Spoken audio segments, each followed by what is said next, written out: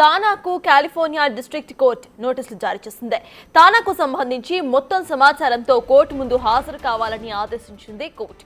అయితే ఆ సమాచారాన్ని ఎఫ్బీఐకి కూడా మెయిల్ చేయాలని ఆదేశించింది.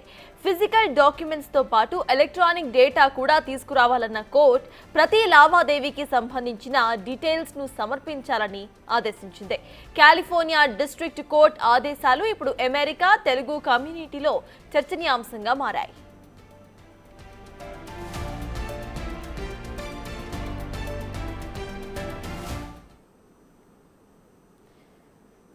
తానాకు కాలిఫోర్నియా డిస్ట్రిక్ట్ కోర్టు నోటీసులు జారీ చేసింది. ఈ నోటీసులకు సంబంధించిన అప్డేట్స్ ను మా ఇన్పుట్ ఎడిటర్ పవన్ అందించడానికి లైవ్ లో సిద్ధంగా ఉన్నారు. పవన్, చెప్పండి, అసలు నోటీసులు ఎందుకు జారీ చేసింది అనుకోవచ్చు? ఈ కేసుకు సంబంధించిన అప్డేట్స్ ఏంటి? Telugu association of North America పేరుతో, తానా పేరుతో అటు అమెరికాలోనే కాకుండా ఇక్కడ ఆంధ్ర రాష్ట్రంలో కూడా అనేక సేవా కార్యక్రమాలు నిర్వహిస్తూ వచ్చారు ఎన్ఆర్ఐలు అందరూ కూడా. కానీ ఇప్పుడు తానాకు పెద్ద షాక్ తగిలిందనే చెప్పాలి. ఇటీవల డిసెంబర్ 12వ తారీఖున అటు California northern district California court ఒక నోటీసుని ఇచ్చింది. అందులో తనకు సంబంధించి అన్ని వివరాలను అటు కోర్టు ఎదుట సమర్పించాలి, అట్లనే ఎఫ్బిఐ ముందు హాజరు కావాలంటూ నోటీసులు జారీ చేసింది. అనేక అవకతవకలకు సంబంధించి ఆరోపణలకు సంబంధించి నోటీస్ జారీ చేసినట్లుగా తెలుస్తుంది.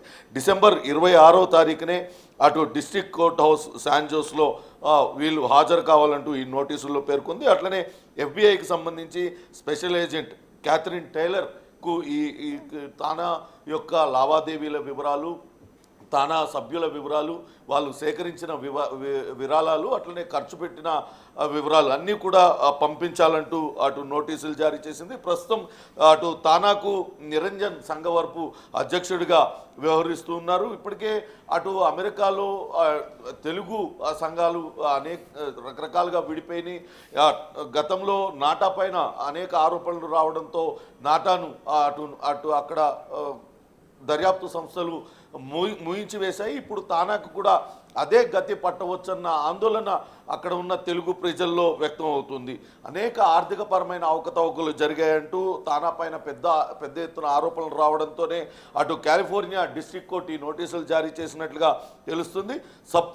Subpoena to testify before a grand jury అంటే సబ్ఫోనియా నోటీసులు కనుక జారీ చేసినట్లయితే ఖచ్చితంగా హాజరు కావాల్సిందే. ఇటువంటి మినహాయింపు కూడా ఈ తెలుగు సంఘానికి ఉండదు. ప్రస్తుతానికి దీనికి ఏదైతే నేతృత్వం వహిస్తున్న నిరంజన్ సంఘవర్పు కావచ్చు, అట్లనే ఆ బాడీ తానాకు సంబంధించిన కార్యవర్గ సభ్యులు అటు కోర్టు ఎదుట హాజరు కావాలి. అలానే ఈ FBI agent special agent Catherine టైలర్కు వాళ్ళు అడిగిన వివరాలన్నింటినీ కూడా సమర్పించాలి. ఇప్పటిదాకా తానా అటు ఏ రకంగా సభ్యులని జాయిన్ చేసుకుంటూ ఉంది, సభ్యులు ఎంతమంది ఉన్నారు, వాళ్ళ యాక్టివిటీ ఏంటి, అలానే తానా సేకరించిన విరాళాలు ఏ రకంగా సేకరించారు, వ్యక్తిగతంగా సేకరించారా లేకుంటే కంపెనీల నుంచి అటు కార్పొరేట్ సోషల్ ఫండ్స్ కింద వాటిని సిఎస్ఆర్ ఫండ్స్ కింద సేకరించారా, వాటిని ఏ రకంగా ఖర్చు పెట్టారు, ఎవరెవరు ఎంత విరాళాలు ఇచ్చారు, ఆ విరాళాలు ఇచ్చిన వాటిని అన్నింటినీ ఎలా ఖర్చు పెట్టారు, అలానే వాటిని అన్నింటినీ ఎక్కడ దాచిపెట్టారు, ఇటువంటి వివరాలన్నింటినీ కూడా ప్రతి ఒక్కటి కూడా రసీదులు ఉంటే రసీదులు, అట్లనే ఎలక్ట్రానిక్ డివైసుల్లో దాచిపెట్టుంటే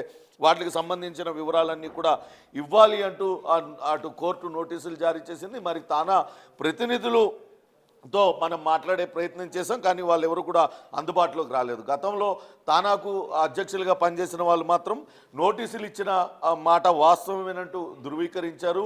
ఈ అవకతవకలు జరిగిన మాట కూడా వాస్తవమే. కొంతమంది వ్యక్తుల చేతిలో ఈ తెలుగు సంఘాలన్నీ కూడా అటు బందీలుగా మారిపోయినాయి. దాంతో కొన్ని ఇబ్బందులు తలెత్తుతున్నాయి. ఖచ్చితంగా ఈ నోటీసులు ఇచ్చిన విషయం మాత్రం వాస్తవమేనంటూ వాళ్ళు కూడా అంగీకరించిన పరిస్థితి ఉంది. చూడాలి మరి తానా సభ్యులు అటు కోర్టు ఎదుట హాజరై ఎటువంటి వివరణ ఇస్తారు, తానా అటు తన పైన వస్తున్న ఆరోపణలన్నింటినీ కూడా అటు ఆరోపణలన్నీ అవాస్తవాలని చెప్పగలుగుతుందా, లేకుంటే ఆరోపణలన్నీ నిజమని తేలి తానాకు కూడా నాటాకు పట్టిన గతే పడుతుందా అనేది కూడా వేచి చూడాలి. ప్రస్తుతం ఈ కోర్టు నోటీసులు మాత్రం అక్కడ తెలుగు సంఘాలలో తీవ్రమైన అటు గుబులును రేపుతుంది.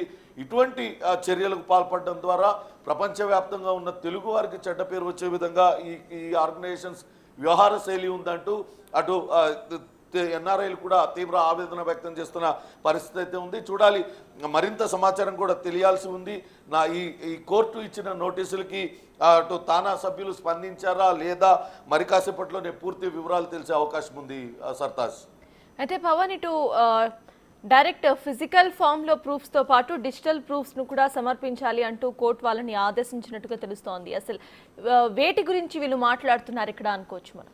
అంటే ఆర్థిక పరమైన అవకతవకలు జరిగాయి అనేది పెద్ద ఎత్తున ఆరోపణలు వస్తున్నాయి. బయట నుంచి సేకరించిన విరాళాలను ఏ రకంగా వీళ్ళు ఖర్చు పెట్టారు, నిజంగానే ఒక నాన్ ప్రాఫిట్ ఆర్గనైజేషన్స్గా ఇవన్నీ కూడా ఉన్నాయి.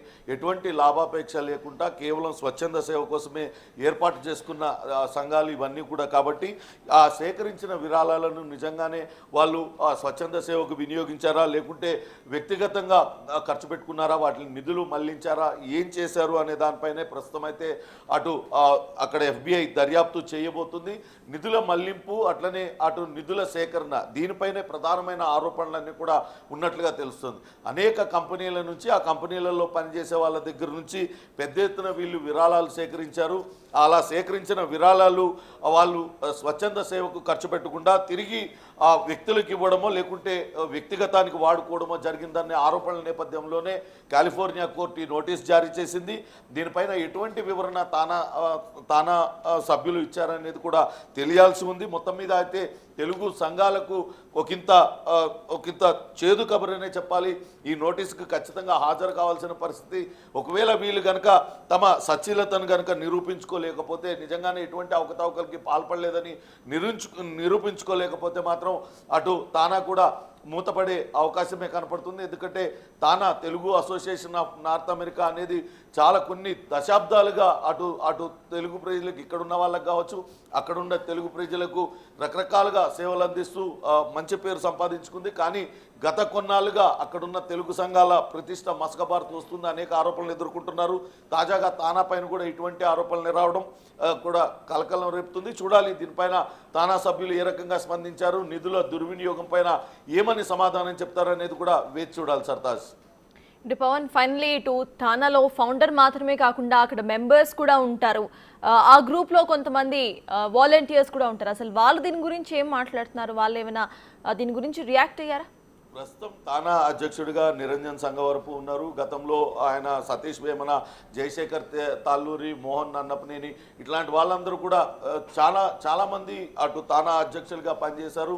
గతంలో ఏదైతే ఒకరిపైన ఒకరు ఆ ఎన్నికల సమయంలో ఆరోపణలు చేసుకోవడం వాస్తవం. కానీ ఇప్పుడు మనకు అందుతున్న సమాచారం మేరకు ఇటీవల ఏదైతే తానా అధ్యక్షులుగా ఎన్నికైన వాళ్ళు వ్యక్తిగత ప్రతిష్ట కోసమే పాకులాడారు తప్పితే అటు స్వచ్ఛంద సేవ వైపు మొగ్గు చూపలేదు. అందుకే ఇటువంటి ఆరోపణలు ఎదుర్కోవాల్సి వస్తుందంటూ చెప్తున్నారు. చూడాలి దీనిపైన మరి నిరంజన్ సంగవరపు ఏ రకంగా స్పందిస్తారు అనేది చూడాలి.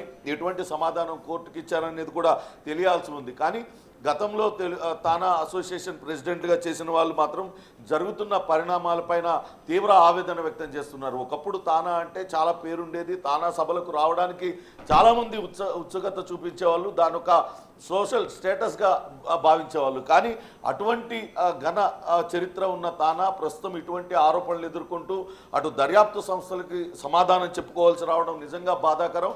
ఇది మొత్తం ప్రపంచవ్యాప్తంగా ఉన్న తెలుగు వాళ్ళందరికీ కూడా తలవంపులు తెచ్చే విధంగా ఈ చర్యలు ఉంటున్నాయి. కొంతమంది వ్యక్తులు చేస్తున్న చర్యల వల్ల మొత్తం తెలుగు జాతికి అవమానం జరుగుతుందంటూ వాళ్ళందరూ కూడా ఆవేదన వ్యక్తం చేస్తున్నారు. ఏదేమైనప్పటికీ కూడా నోటీసులకు సమాధానం ఇవ్వాలి, ఆరోపణలు అన్నీ కూడా అసత్యం అని తేలాలి అంటూ వాళ్ళందరూ కూడా కోరుకుంటున్నారు. కానీ ఇప్పటికే ఈ ఆరోపణలకు సంబంధించి స్పష్టమైన ఆధారాలు అక్కడ FBI కావచ్చు, ఇతర దర్యాప్తు సంస్థలు కూడా సేకరించినట్లుగా తెలుస్తుంది. చూడాలి ఇది ఎటువంటి మలుపు తిరుగుతుంది.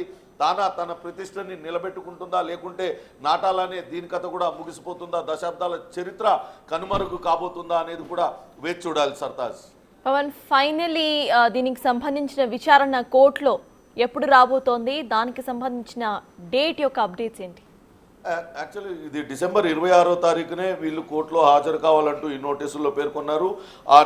ఆ కోర్టులో ఏదైతే వీళ్ళు అడిగిన డాక్యుమెంట్స్ అన్నీ కూడా ఇవ్వాలంటూ వాళ్ళు పేర్కొన్నారు. అలానే ఫెడరల్ బ్యూరో FBIకి సంబంధించిన స్పెషల్ ఏజెంట్ క్యాథరిన్ టైలర్కి కూడా ఈ నోటీసులన్నీ కూడా ఈ వివరాలన్నీ కూడా అందజేయాలి, మెయిల్ చేయాలంటూ కూడా ఇందులో ఈ నోటీసులో పేర్కొన్నారు. ఇప్పటికే అందించి ఉంటారు. వాటికి సంబంధించిన వివరాలన్నింటినీ కూడా అక్కడ దర్యాప్తు సంస్థలు అన్నీ కూడా క్షుణ్ణంగా విచారణ చేసిన తర్వాతే తదుపరి చర్యలకు దిగే అవకాశం ఉంటుంది. ప్రస్తుతానికైతే ఈ కాలిఫోర్నియా కోర్టు నోటీసుల్లో ఏమేం వివరాలు అయితే ఇవ్వాలని చెప్పారో వాటిలన్నింటినీ కూడా సమర్పించి ఉంటారు. డిసెంబర్ 26 తారీఖు 2024నే ఇవన్నీ కూడా ఇవ్వాలంటూ డిసెంబర్ 12వ తారీఖున జారీ చేసిన ఈ నోటీసులో పేర్కొనడంతో అటు తెలుగు సంఘం ఇప్పటికే ఇచ్చి ఉంటుంది, ఖచ్చితంగా ఇవ్వాల్సిన పరిస్థితి ఉంది కాబట్టి ఖచ్చితంగానే దానికి రెస్పాండ్ అయ్యి ఉంటుంది. అది ఏమని అటు సమాధానం ఇచ్చారు కోర్టుకి ఆ వివరాలన్నీ కూడా తెలియాల్సి ఉంది. మరి కాసేపట్లోనే దీనికి సంబంధించిన పూర్తి వివరాలను మీకు అందించే ప్రయత్నం చేస్తా Sartaj. Right, thank you Pawan.